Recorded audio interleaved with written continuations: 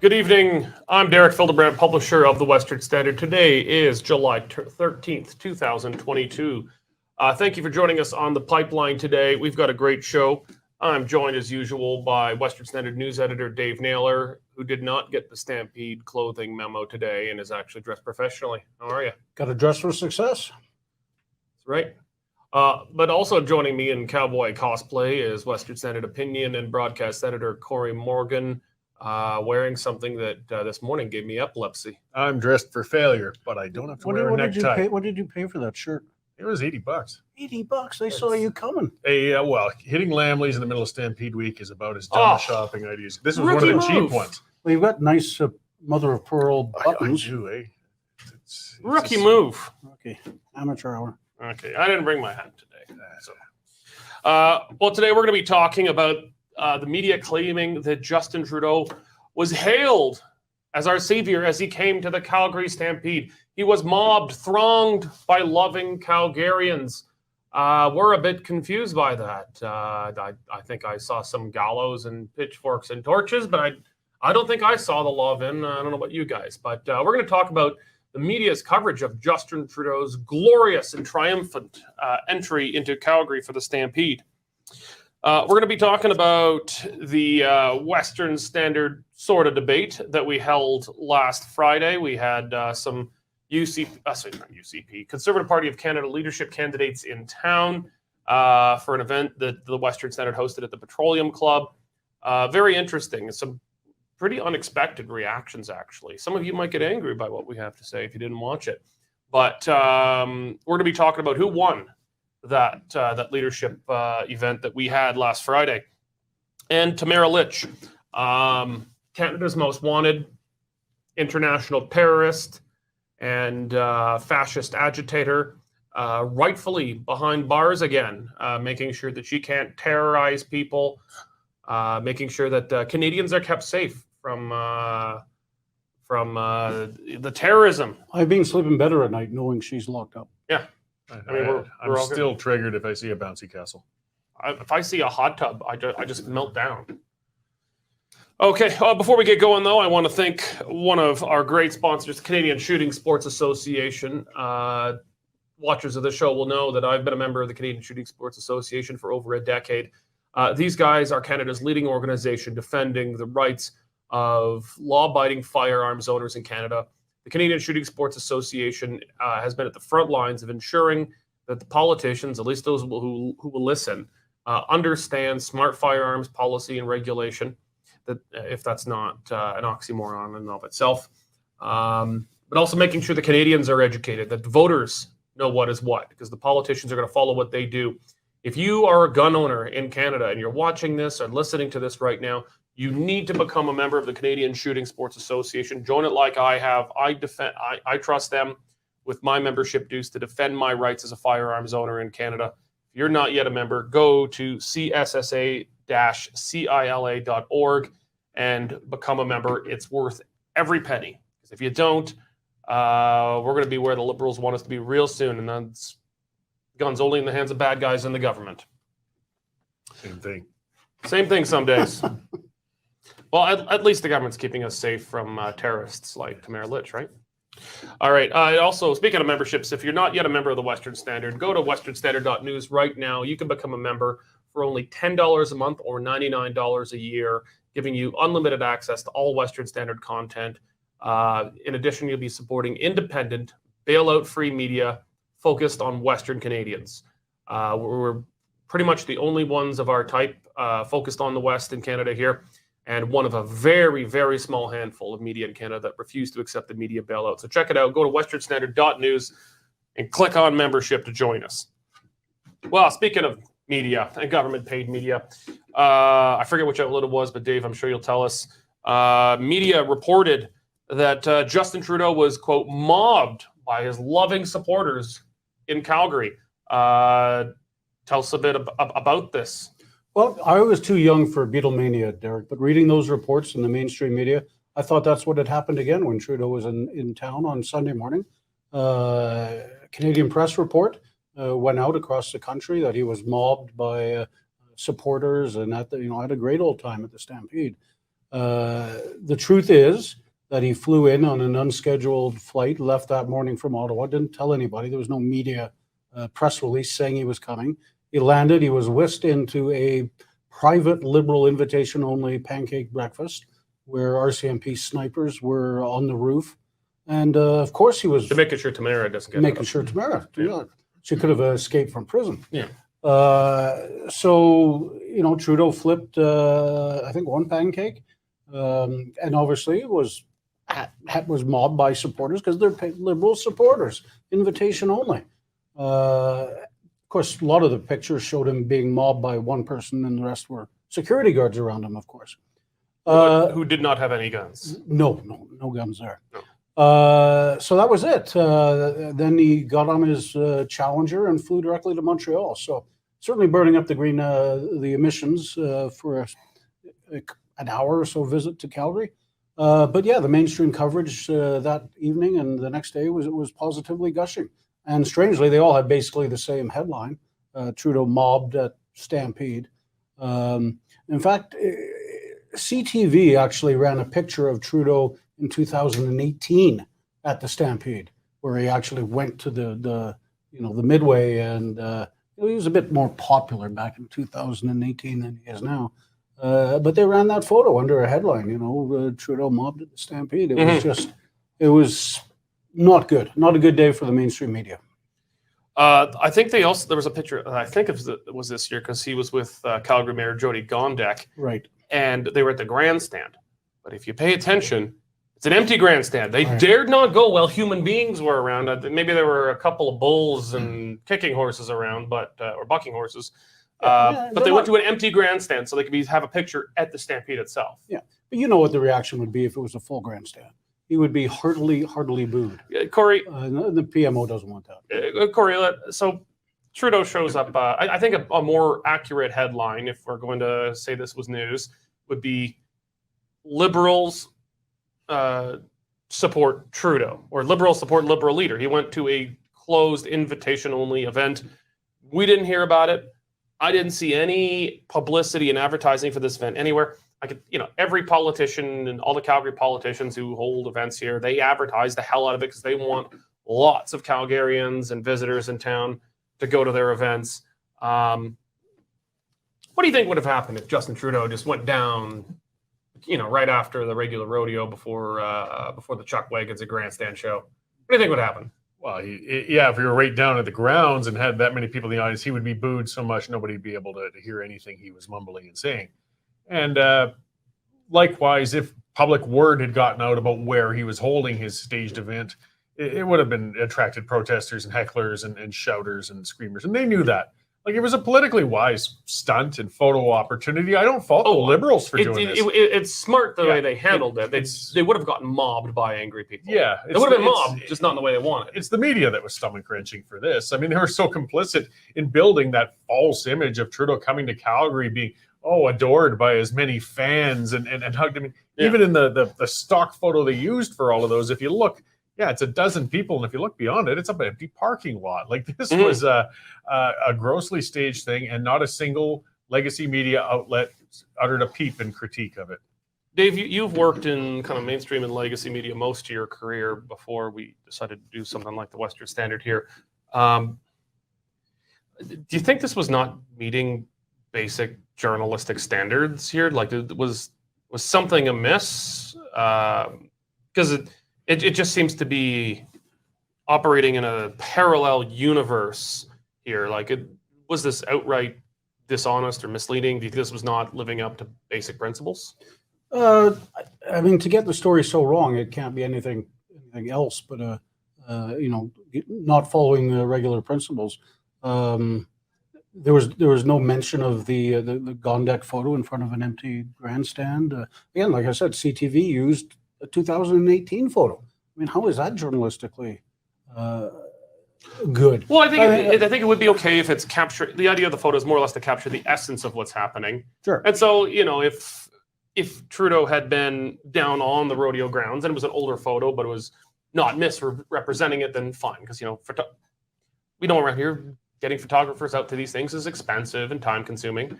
I think if it's fairly representing what had happened, even if it's not that exact time, I think it'd be different. But they were painting something that simply didn't happen here. They painted an image, I think, at least for people outside of Alberta, that Trudeau could safely walk down the streets here. Sure. And part of the problem, Derek, to be honest, with the legacy media is weekend staffing. A lot of them are working from home now, the editors, and they just don't have the staff on the weekend to do their basic journalistic job.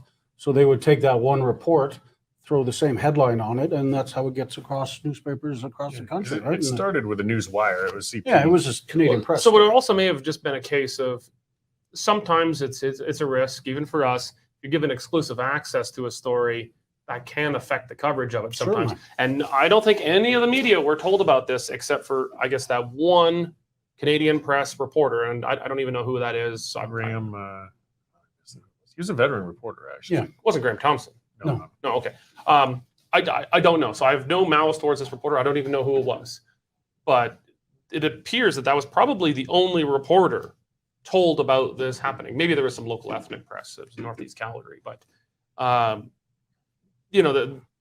it's not like the press were invited to come cover this. We would have sent some people. Sure. When Trudeau puts out his schedule, there's detailed information in there about press availabilities. Mhm. But of course, this event wasn't released publicly. It was a secret. The Liberals kept it a secret under the radar. And you're right. There was this one reporter there, probably invited by the government to record it. And I guess he reported it accurately that he was mobbed by Liberals.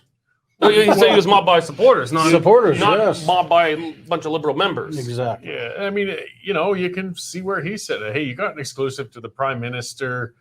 It's a rare opportunity. Your story got spread far and wide. You're going to play nice with them because you're not going to get invited to the next one. Mhm. But again, Well, I unfortunately. think there's a reason we weren't invited. Yeah. Well, it's unfortunate too that the ones who picked it up from the newswire didn't at least just look a little more into it. As Dave said, it was a weekend thing to a degree. Some of it might just be attributed to kind of laziness. Okay, I'll cut and paste it. We got some content, but it doesn't give the right impression. Like the legacy media here should have known better. At least the local legacy media, so Calgary Herald and Calgary Sun. I mean, even Liberals there would know that that's bullshit. They would know that Trudeau is not being mobbed by adoring supporters as he just walks down, the concessions area of the Calgary Stampede. That's just not happening. No. And your guess is as good as mine as to why. Certainly, they're operating on significantly less staff than they used to have, and as Cory says, maybe it was just Sunday laziness. All right, well, let's switch gears a bit here. We're going to talk about the debate we had last week. So we had planned a debate. Pulliver had backed out. I think it was pretty clear. Just kind of front runner status thing. Having a debate kind of opens him up. We saw a poll out today. He's crushing it. He's headed very, very likely for a first ballot victory. Going to a debate like this opens him up to attack, and you can say something stupid. So Pulliver wasn't coming. Then last minute, Patrick Brown was disqualified. I don't think there were a ton of people coming for Patrick Brown, but with Patrick Brown disqualified, we were down to Jean Charest, Roman Baber, and Scott Atchison. And so with the three, we decided to change the format, did more of a fireside chat, had kind of a series of 3 different 25-minute in-depth conversations. Every politician's in town right now. It's like it's been said, Calgary Stampede is a petting zoo for politicians. They're here and they're getting pet. But yeah, we went to a different kind of format, more in depth. And actually, I think was more informative than even I thought. I think we really got at it because it was an event, a series of chats focused on Western issues. I'll ask you both this. I'll start with Dave. Dave, what was the biggest surprise of the evening? For me, the biggest surprise was the amount of applause for Jean Charest when he was talking about what he would do for Alberta. That was very well received in the room. He was talking about equalization and making it fairer for Alberta. So I think that resonated in the room, and he was the biggest surprise for me. Cory, what surprised you the most? Likewise, the same. We're hearing that reported even from the Conservative barbecue as well. Charest came out, he knew his audience, and he's convincing when he was here in studio too. He feels genuine, at least. It's not my cup of tea. I don't think he's going to win the leadership, but he has won some friends in Alberta. This was a productive visit for him, and I do think he was genuinely speaking to the alienation, and people felt that in the room. And that type of format, to be able to sit and talk that way, actually, I think allowed him to express that a lot more than he would have been able to in a debate format. So it was just about 24 hours earlier, he announced on your show that if he became prime minister, he would create something that he calls the Alberta Accord, and it'll be more or less a series of changes around confederation, around provincial autonomy, equalization, and whatnot. He didn't really talk about the details of what equalization would look like, and I suppose, to be fair, that's more or less, he's promising to negotiate. He's not promising a particular outcome, but he's promising a negotiation that will theoretically lead to a favorable outcome. Now, I know a lot of the people commenting who are watching the event last Friday were unconvinced by Jean Charest. We see politicians pander to Quebec all the time, and people pandering to special interest groups. And I don't really see much pandering to the West that often. And I was really happy to see the pandemonium of all three candidates really trying to make the pitch for the West. But I think Jean Charest had the most specific plan for the West in particular. I think his challenge, though, is maybe believability, that he was a Mulroney progressive conservative, and then he was a Quebec liberal. Although, I guess that means something different in Quebec, but at least in English, a liberal is a liberal. Unless you talk to a British Columbian, who knows? But what do you think Charest has to do to make his message believable? He's making a strong pitch for Westerners, but I think that just many are thinking, we don't believe you. True, and I think people are thinking he's yesterday's man, and that Quebec Liberal premier tag hangs on him like an albatross. That's a double if you're a Western conservative, Quebec and Liberal. Exactly. And you know what? His campaign has not caught fire like Poilievre. He was in Grand Prairie this week, and 1,400 people in small little Grand Prairie turned out to see Poilievre. And you see pictures of Charest rallies, and there's maybe 20, 30 people in the room. So his campaign just hasn't caught fire.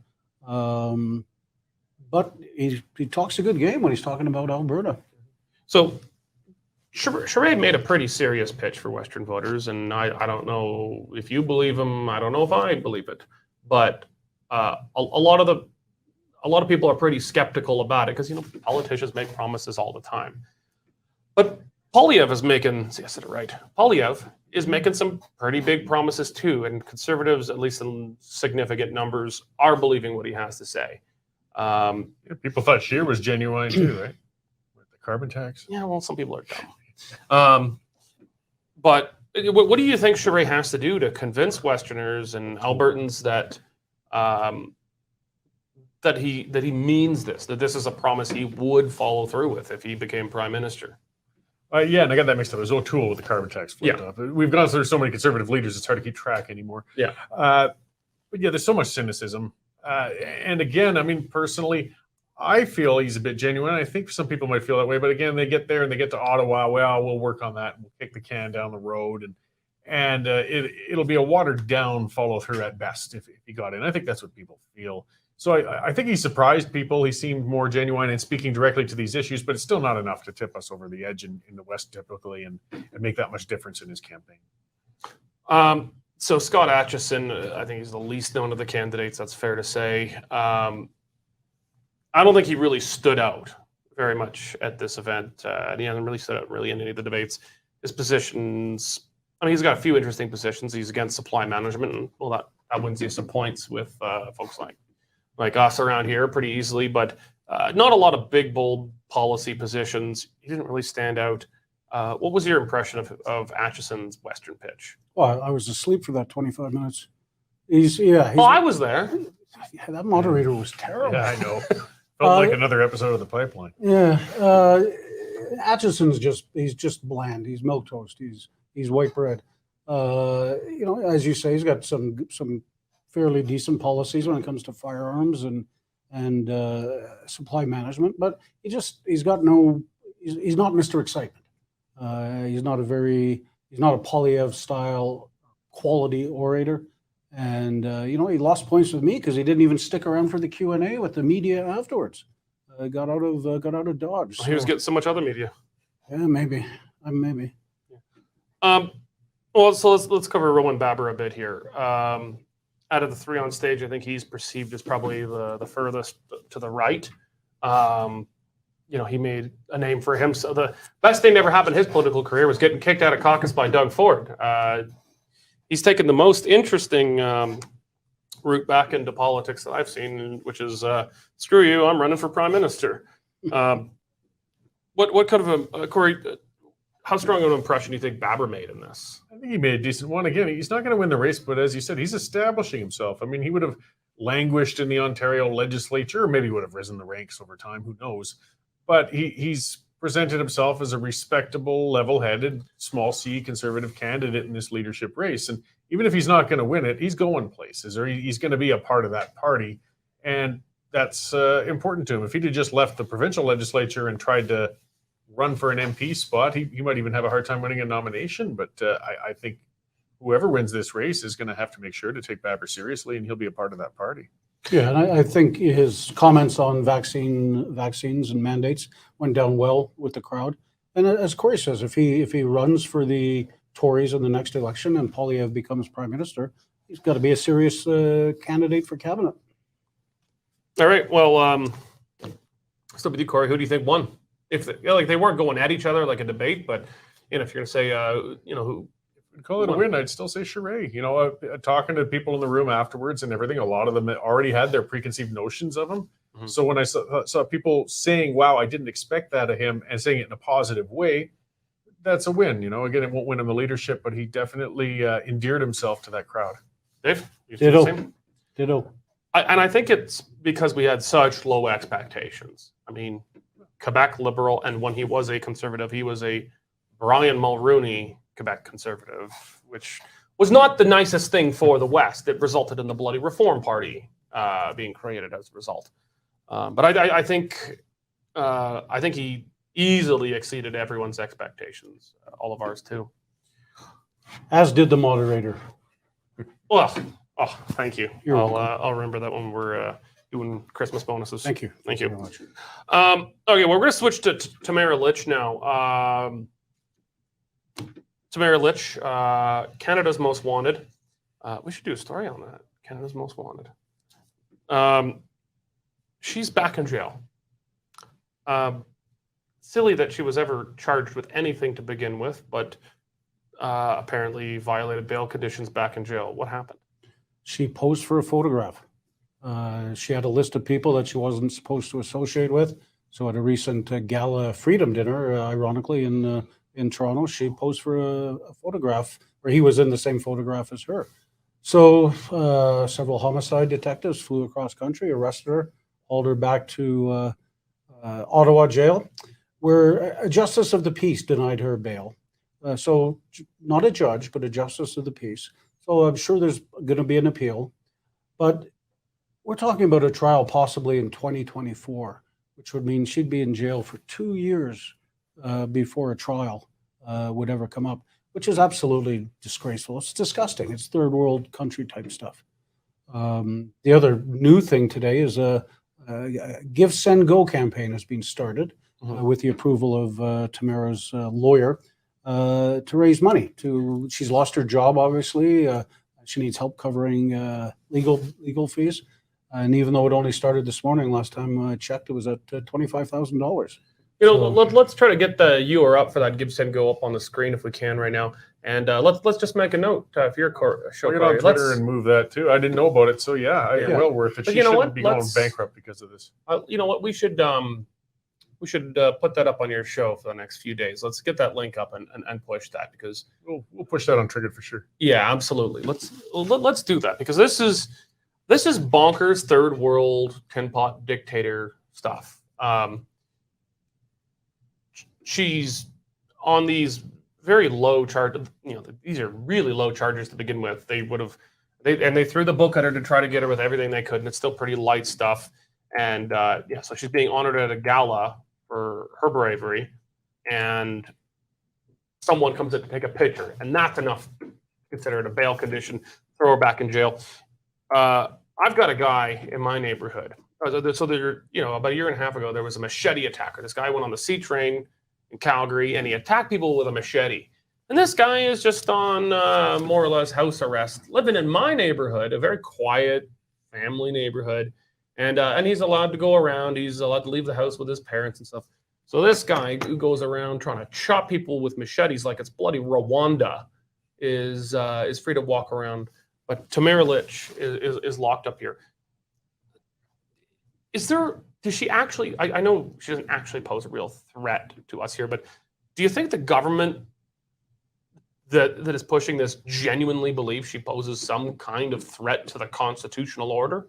No, but there's two things. Some of it's pride. We have a spiteful prime minister. He's maintaining that mandate on truckers, the last mandate standing. There is no evidence whatsoever that needs to be there aside from they ticked him off. And Leash did as well. And the other part is they want to signal. I think some of them genuinely think we got to make this preventative. We got to let everybody know if they're going to organize protests in the future, they're going to pay a heavy, heavy price for it. And history is not going to look well on this. I mean, as you said, it was a justice of the peace. Our Karen Selleck wrote a column on it that's been doing very well. She's a lawyer and broke down like this justice of the peace wasn't even among justices of the peace. He's not even a lawyer. This is a bureaucrat. This is an appointee. It's very... Which party appointed him, do you think? I can only guess. And that prosecutor, of course, was a very tight liberal. No, we're seeing politicization. We're seeing essentially a political prisoner. I mean, there's the spirit of the law and the letter of the law. I mean, if you really tried to break it down, maybe posing for that picture was technically, violating a very petty and restrictive bail condition briefly. But a proper judge would look at it and say, look, we aren't going to waste the system's time and jail and fly people across the country over something that minor. I mean, we can issue a warning and say, hey, cut that out, or you're going to have restrictions, or we're going to throw you in 2 weeks of house arrest or something. But, say, okay, we're just going to lock you up interminably because you posed for a Instead, they send the equivalent of friggin' U.S. Marshals to fly them across the country and nab her. It's nuts. Okay. Yes, the Prime Minister is spiteful, and yes, he was terribly embarrassed by all of this, but and as much as he does meddle in the justice system, we know he meddles in the justice system, he doesn't direct individual prosecutors or judges or justice of the peace bureaucrats. There's clearly a larger part of the state here.